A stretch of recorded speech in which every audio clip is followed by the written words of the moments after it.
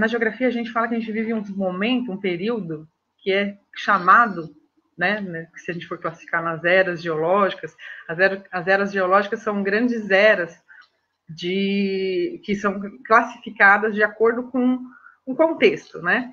E hoje a gente chama essa era que a gente está vivendo de antropoceno, né? O que caracteriza o antropoceno? É uma era em que a atividade humana, né, ela acelerou todos os processos que nas outras eras geológicas elas foram acontecendo de uma forma muito mais lenta.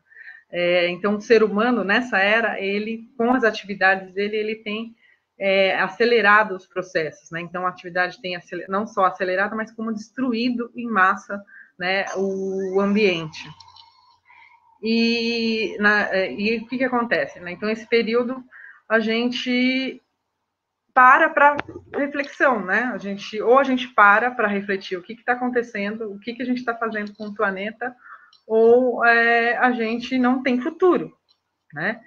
E a questão das redes, né, das cadeias, né, que eu chamo de sistemas agroalimentares, que eu chamo não, né, que várias pessoas chamam sistemas agroalimentares, ele tem importância fundamental nesse processo de destruição do ambiente, né? Por quê? Porque a gente tem um modelo produtivo, né, um modelo de produção de alimento que ele não condiz a nada com os ecossistemas que a gente tem na Terra, né? Ele não condiz, ele não favorece ao desenvolvimento do que a gente pode pensar como futuro do planeta Terra. Então, o antropoceno, né, ele faz a gente pensar, né? Então, quando a gente fala que o nosso pensamento, né, como as meninas estavam dizendo aí, né, sempre foi produzido a partir do nosso ponto de vista, né, a partir da história e da cultura humana, então a gente nunca se preocupou com as outras espécies, né? Aí que a gente está colocando hoje aqui em debate são os animais, mas não são os animais, né? Tem as outras espécies que estão aí na natureza, as plantas, né? Os micro-organismos, vários outros tipos de vida que estão na natureza e que a gente não tem essa preocupação. E quando a gente fala no antropoceno, a gente está vendo que a gente está, né, o nosso pensamento é mediado pela nossa cultura e pela nossa história, então a gente chegou uma hora que a gente tem que parar para refletir o que a nossa cultura, né, o que a gente viveu até aqui, qual é o caminho que a gente está seguindo, né? O que está levando esse nosso modelo de produção, esse nosso modelo de consumo, né? Aonde que a gente vai chegar a isso? E aí a gente está, que a gente pode chamar de vivendo um momento de crise, né? Não só crise política, mas uma crise ambiental aí gigante que todo mundo fala, mas ninguém sabe como que a gente vai mudar essa realidade, né? Então, o que as meninas estão trazendo aí é essa questão, né? Como que a gente vai mudar esse modelo, né? Essa forma de pensar, né? Como as meninas falaram, né? De Descartes, né? O pensamento cartesiano, como que a gente vai mudar tudo isso?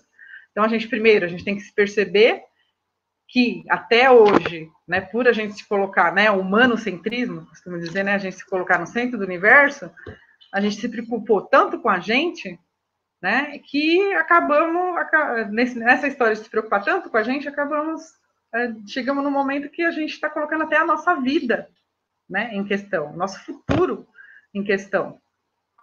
Então, ou a gente para tudo, né, e reconstrói, começa a pensar que os ecossistemas, né, que a gente está ligado a um todo, aos ecossistemas, que os animais têm uma importância fundamental, que esse modelo de consumo, né, é um modelo insustentável, né, falando, precisa de 15 litros para produzir 15 litros de água para produzir 1 quilo de carne. É um modelo insustentável, totalmente insustentável. Isso vai gerar fome. O Brasil está voltando a fazer parte do mapa da fome, né? Então, tudo isso é muito complicado, né? Quando a gente pensa que a gente não pode se eu pensar só em mim, eu não vou ter futuro, eu preciso começar a pensar no todo. A partir disso daí, né, a gente vai discutir aí um pouquinho mais lá para frente, quando a gente entende isso tudo, a gente começa então a ver que precisa de pensar um novo modelo produtivo. E aí a gente vê muitos movimentos, né, aí surgindo no Brasil, no mundo inteiro, querendo resgatar um modelo produtivo, um modelo agroalimentar mais condizente com os ecossistemas, com a vida do planeta, e o que a gente chama de redes agroalimentares alternativas. Isso falando também de justiça social, de produção, de inserção do agricultor, né, aquele que produz, que cuida da terra, que cuida do ambiente. Então, tudo isso tem uma importância fundamental para a construção do futuro. E o futuro, acho que essas redes agroalimentares alternativas, elas estão dando aí um caminho possível para que a gente tenha futuro.